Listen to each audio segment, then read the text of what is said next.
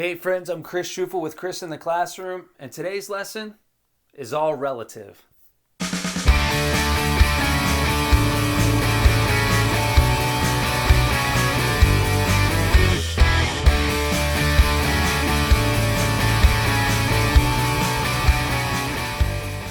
You know, when I work with students all across the country, it's amazing how many questions I get regarding sibling rivalry.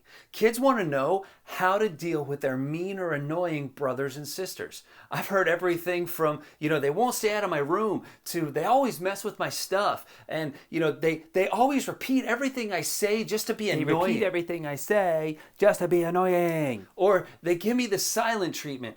Or, they do the old, I'm not touching you, I'm not touching you, I'm not touching you, I'm not touching you, and so much more. Sibling rivalry is actually one of the oldest and most pure forms of conflict in human history. More people have issues with their siblings than any other type of conflict. But why does it seem like our brothers and sisters can bother us, drive us crazy, and hurt us more than anyone? Well, it's simple, really. There's two main reasons. First, your siblings know you better than anyone. They know what you like and what you don't like. They know what makes you happy, what makes you sad and angry. And they know what makes you crazy. And they know exactly how much junk to dish out to get you to break. Second, chances are you live with them in the same house. You might even share a room. So you can't get away. You're stuck with them. And after all of that, what do you want to do? Well, you either want to go get them in trouble or you want to punch them in the face. But neither of those things are necessarily the best answer. So what are you supposed to do? It seems like you're in a no-win situation. You're stuck with someone who knows your every weakness, but you're not. I'm going to teach you how to get your siblings to eventually treat you with the respect that you deserve. Now, before we get into your game plan of action, there's something you need to understand. You have to know why your brothers and sisters are getting on your nerves. Have you ever asked yourself, why don't they just leave me alone? Or why is she always bothering me? The reason is because they love to make you upset.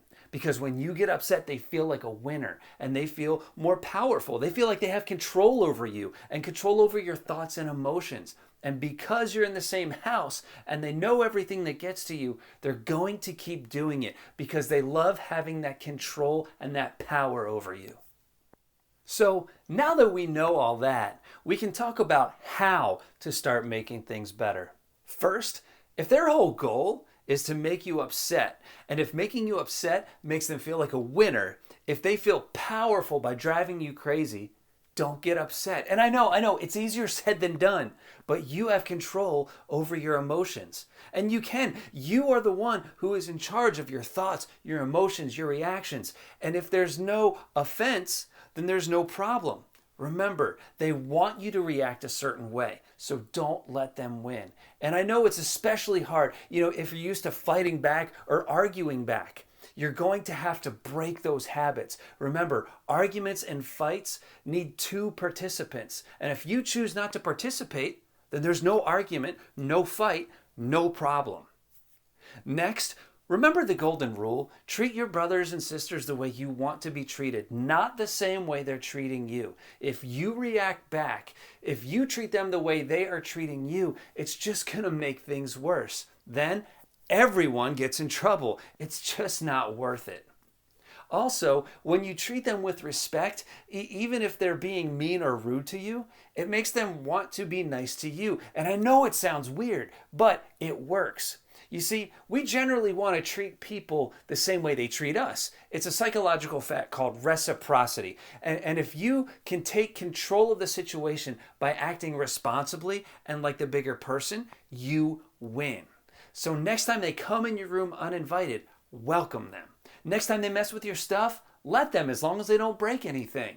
Next time they start annoying you, give them a hug and a kiss and tell them how much you love them and how much they're the best brother and sister in the world. It'll tip the scales back into your favor. Now, this advice comes with a warning. It's going to get worse before it gets better. Remember, they know everything about you. They know every single little thing that gets on your nerves and how to drive you crazy. So when they see something not working, they're going to try other things. They're going to try different things. And as they see that you're not getting upset, they're going to get frustrated and they're going to try harder. Their words might get meaner. Their insults might get more rude. Their tactics might get more rude and more annoying. But that's when you need to stay the strongest. That's when you need to dig deep. You can't give up, because if you do, you're going to allow yourself to get the slightest bit upset and they're going to gain more ground, and you're going to actually take a couple steps back. You're going to lose all that progress that you just made. So you need to stay strong and resilient. They're going to be persistent, but you need to be relentless. Trust me, there is a light at the end of the tunnel. You just have to be strong and patient and stick to the plan, and it will get better. Well, that's it, friends. Thanks for watching. And hey, if you want to learn more about these methods and build resilient kids, check out the Squabbles programs for schools, students, and parents. I promise you, you'll be glad you did. And until next time, class is dismissed.